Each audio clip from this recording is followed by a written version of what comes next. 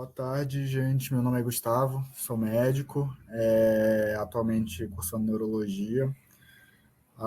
E hoje a gente vai conversar um pouquinho sobre enxaqueca, sobre dor de cabeça, que é uma das principais causas tanto de atendimento no pronto-socorro neurológico, quanto também de queixas neurológicas, é uma das principais queixas que os pacientes trazem. Então, acho que passar uma visão geral sobre o que é enxaqueca e sobre o tratamento, certo?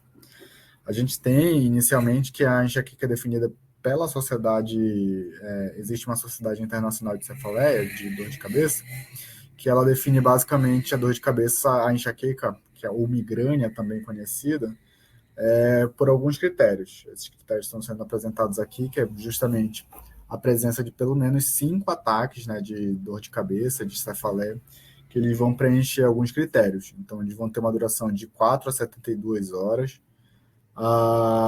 Esses ataques eles têm que ter pelo menos algumas das características. Então, ser unilateral, pulsátil, ter uma moderada ou forte intensidade e também piorar com a atividade física. São os critérios alicerce em relação à dor de cabeça. E eles podem ou não ter apresentado alguns sintomas associados, como náusea, vômitos e fotofonofobia, né, que é aquela piora da dor de cabeça com dor ou com barulhos ou com luz muito forte. E, além disso, um critério que é basicamente a ausência de outros diagnósticos, ou seja, a gente tem que descartar outros diagnósticos. Então, existem alguns critérios que a gente vai achar que são muito mais de uma dor de cabeça secundária, como, por exemplo, o início de uma dor de cabeça após os 55 anos, ou então uma mudança muito súbita no padrão de dor de cabeça. Além disso, também uma dor de cabeça que ela inicia muito rápido e que ela atinge um pico muito rápido, que é o que a gente chama de cefaleia em thunderclap, ou seja, uma trovoada. E alguns outros critérios que podem ser abordados depois, tá? E aí,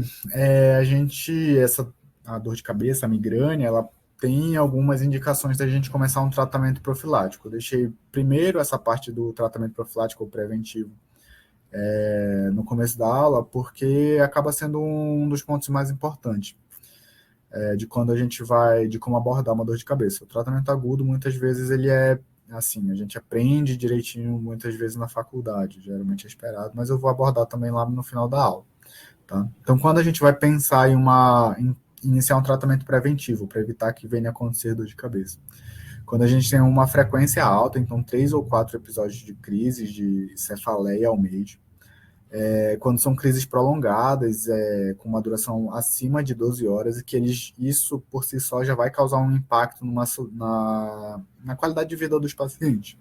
Então, seja em atividades sociais, laborais, ou até mesmo pessoais de autocuidado, isso a gente leva em consideração também quando vai iniciar um tratamento preventivo. Também a refratariedade, ou seja, a resistência ao tratamento agudo, aquele paciente que já está fazendo doses otimizadas de analgésicos e não está tendo uma resposta, tá bom? E, além disso, a preferência do paciente, que muitas vezes existem casos e casos. Algumas condições, algumas enxaquecas que a gente tem, elas causam muita debilidade pelo próprio padrão da dor de cabeça. Então, as cefaleias, a migrânia hemiplégica, a migrânia vestibular, muitas vezes a gente acaba tendo um limiar um pouco mais baixo para tratar. O primeiro passo do tratamento da migrânia, da enxaqueca, é justamente o tratamento não farmacológico. Então, mudança de estilo de vida, uma alimentação adequada, evitar gatilhos. Alguns alimentos eles podem propiciar uma piora de dor de cabeça, mas isso é muito variável em caso de paciente para paciente. O clássico é evitar chocolate, mas isso nem sempre é verdade, não é para todos os pacientes. Então, conhecer muito bem os pacientes e tirar muito bem a história para ver o que piora e o que melhora. Mas, além disso, a atividade física regular ajuda a prevenir também. Gerenciamento de estresse, então fazer psicoterapia, yoga, algumas outras abordagens também vão ajudar bastante.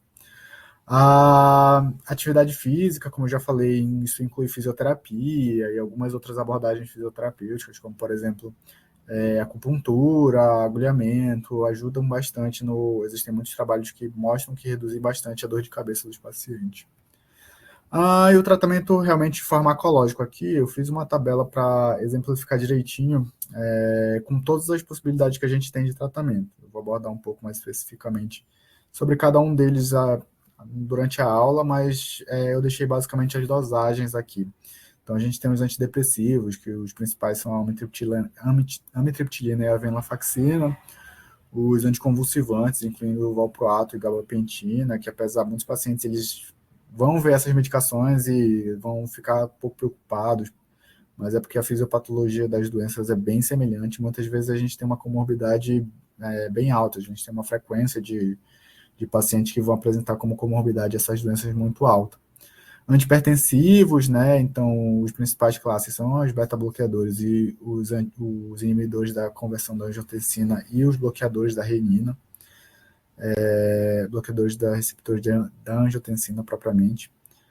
A bloqueador de canal de cálcio, toxina botulínica também entra como uma possibilidade terapêutica e, assim, hoje em dia também os anticorpos monoclonais, mas hoje não vai ser tanto abordado porque é uma coisa um tanto quanto bem específica.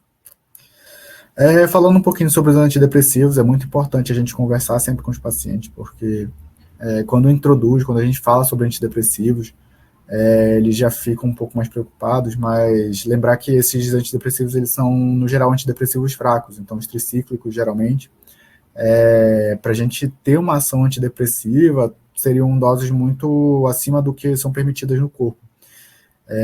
Então, amitriptilina e nortriptilina, sempre explicar para os pacientes que são tratamentos que eles inicialmente eram antidepressivos, mas hoje em dia eles atuam muito mais como tratamento de dor, seja dor de cabeça ou dor em qualquer parte do corpo. As indicações principais dos antidepressivos são justamente a presença de alguma comorbidade, alguns sintomas depressivos ou ansiosos, presença de dor neuropática, presença de uma cefaleia tensional também comórbida. E a gente tem que sempre tomar cuidado com problemas cardiovasculares, entre eles os bloqueios cardíacos, então bloqueio de ramo, bloqueio atrioventricular, a gente sempre tem que tomar cuidado. Há outros problemas, outros efeitos adversos secundários, que a gente tem que tomar cuidado, são problemas de próstata, como um todo, sempre considerar paciente que tem ideação suicida, né, quando vai iniciar antidepressivos, porque muitos podem ter aquela virada maníaca e um risco aumentado de suicídio propriamente dito. Os principais efeitos adversos dessas medicações são justamente ganho de peso e alguns sintomas colinérgicos, então boca seca, fadiga, visão borrada e até mesmo constipação. Os duais também, eles acabam tendo uma ação um pouco melhor nos quadros propriamente depressivos e ansiosos, e eles atuam muito bem nesses quadros de cefaleia também.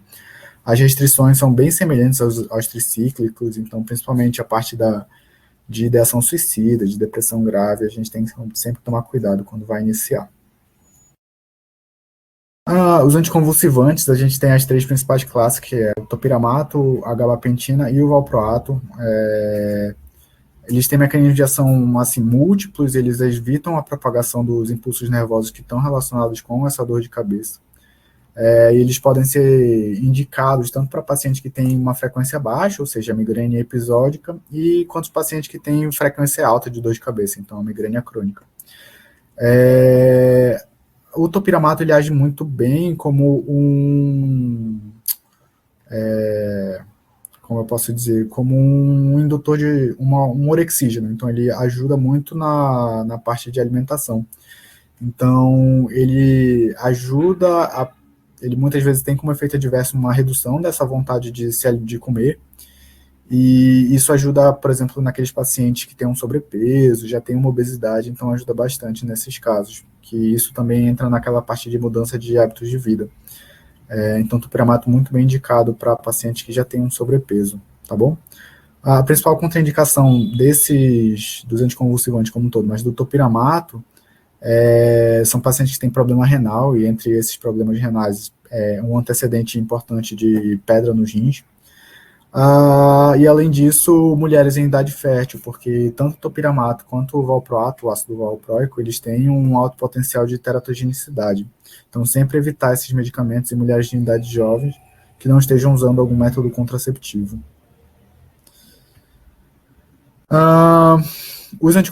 Entre os anticonvulsivantes, a outra classe que até tem um pouco mais de evidência é o valproato de sódio ou de valproato.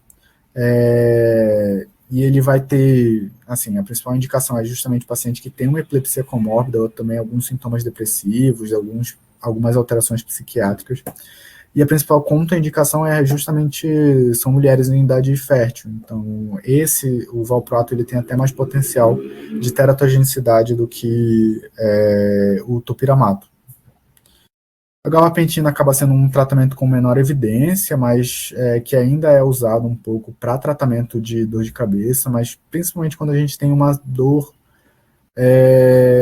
algum outro tipo de dor associado. Então, dor nas mãos, dor nos pés, ou em uma dor de característica mais neuropática mesmo.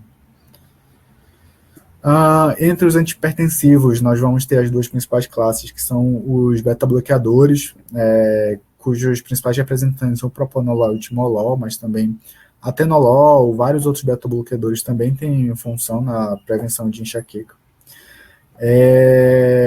E a gente indica principalmente quando o paciente tem uma hipertensão comórbida, tem também um quadro de angina, tanto os beta-bloqueadores quanto o lisinopril e candesartan, certo? E, ao mesmo tempo, a gente tem que tomar cuidado em relação à vasoconstrição periférica. Então, paciente que já tem um problema de asma, um bloqueio cardíaco, uma insuficiência cardíaca, sempre tomar cuidado, porque esses medicamentos eles podem descompensar esses problemas cardíacos. A flunarizina é um dos medicamentos mais classicamente utilizados para tratamento de dor de cabeça, que é um bloqueador de canal de cálcio. E ele é muito indicado apesar dele ser muito utilizado na prática, a indicação dele principal é para migrânia vestibular, ou seja, paciente que tem uma tontura associada, que pode estar muitas vezes, que é frequentemente associada ao quadro de dor de cabeça. E tomar cuidado também com efeitos parkinsonianos, então um paciente que já tem algum distúrbio de movimento, sempre tomar cuidado, certo? O mesmo vale para alguns outros medicamentos que a gente vai falar mais tarde. Mas aqui é mais um slide para lembrar que a toxina botulínica ela é um tratamento possível de ser realizado para dor de cabeça, apesar de não ter disponibilidade no SUS ainda. Ainda é um tratamento muito bom, ajuda a prevenir por cerca de 3 a 4 meses as crises de enxaqueca. E é muito indicado para pacientes que têm uma frequência um pouco mais alta de dor de cabeça, então pelo menos mais do que 15 episódios ao mês. Agora, falar um pouquinho sobre o tratamento agudo. Muitas vezes a gente está um pouco mais acostumado com o tratamento agudo, então vai acabar sendo uma revisão rápida. Então, esse primeiro slide, ele é basicamente o que a gente quer quando a gente pensa em um tratamento agudo. Em um tratamento das crises propriamente dito. Então, a gente busca que esse tratamento ele vá ter uma ação rápida e que essa ação vai ser consistente, então vai manter um efeito a longo prazo. E essa ação consistente é muito importante para evitar que o paciente venha a recorrer e venha a voltar a necessitar de novos medicamentos, que é até um dos outros itens que a Sociedade Internacional de Cefaleia fala sobre. Recupera a capacidade funcional, porque muitas vezes as crises de enxaqueca elas são bem limitantes para o paciente, são pacientes muitas vezes em idade produtiva, são pacientes que têm que trabalhar, ou então até mesmo que tem uma qualidade de vida que é perdida enquanto tem esse episódio de dor de cabeça. Então a gente busca sempre recuperar essa capacidade funcional e recuperar a qualidade de vida também. A gente busca também otimizar o tratamento domiciliar, então sempre orientar o paciente muito bem sobre quando e o que ele deve fazer quando sentir dor de cabeça. E também uma custo-efetividade, então de nada adianta indicar um medicamento que seja extremamente bom, mas que o paciente não tenha condição de acesso. Isso é muito importante em contexto de SUS. O tratamento das crises, propriamente dito, a gente pode utilizar principalmente analgésicos comuns, como dipironas, anti-inflamatórios não esteroidais, como paracetamol, naproxeno, ibuprofeno, os triptanos, que são algumas medicações que não têm tanto acesso, assim, principalmente em nível de SUS, mas que são muito bons para cefaleias, para dores de cabeça de moderada a forte intensidade. E, além disso, lembrar também de antieméticos e antipsicóticos, que podem ter uma ação muito boa devido ao circuito de dopamina mesmo, no controle de dor de cabeça. E os bloqueios, que são algo mais específico da neurologia, mas é uma possibilidade de tratamento muito utilizado como tratamento ponte para muitos pacientes. Os analgésicos comuns, os principais representantes, junto dos ANES que nós temos hoje em dia no mercado, são a dipirona, paracetamol, naproxeno, ibuprofeno e o diclofenaco, geralmente indicados para cefaleias leves e moderadas, mas a gente pode fazer até em alguns casos de cefaleias mais intensas e vão ter um resultado muito bom, então isso é muito de paciente para paciente. E a gente sempre tenta indicar justamente escalonando esse tratamento. Os principais riscos são justamente hepatotoxicidade, nefrotoxicidade, mas que são efeitos são esperados só em doses muito altas ou em pacientes que já têm alguma comorbidade prévia, como uma insuficiência renal, alguma coisa assim. Os triptanos são atualmente um dos melhores tratamentos que a gente tem para dor de cabeça, então os principais representantes que a gente tem são o naratriptano, o sumatriptano, mas também risatriptano e isomitriptano, nas doses que estão aqui, tá? Eles são mais indicados para cefaleias de forte intensidade, que tem uma alimentação bem importante, e sempre orientar os pacientes que eles podem ter a literatura diz como uma sensação de triptano, que é justamente uma vasodilatação bem importante. Isso vai causar um rubor facial, vai causar um enjoo nos pacientes muitas vezes, mas que isso pode ser esperado do tratamento, tá? Tomar sempre muito cuidado quando o paciente já tiver alguma doença coronariana, algum problema cardíaco prévio, porque esses medicamentos eles atuam justamente vasodilatando, fazendo uma vasodilatação generalizada. E isso pode desencadear uma piora dos quadros cardíacos. Os antidopaminérgicos, que são um tratamento que tem mais disponibilidade via SUS, e que muitas vezes são esquecidos porque a gente lembra deles só como antieméticos, antipsicóticos, mas eles têm também atuação em quadro de cefaleia, de dor de cabeça. Então, metoclopramida, muito indicado para paciente gestante, acaba sendo, pela Sociedade Americana, o principal tratamento indicado no caso de pacientes gestantes, além dos bloqueios. E os antipsicóticos também, clorpromazina ou lanzapina, podem ser utilizados como terapia ponte também. São um dos principais tratamentos como terapia ponte.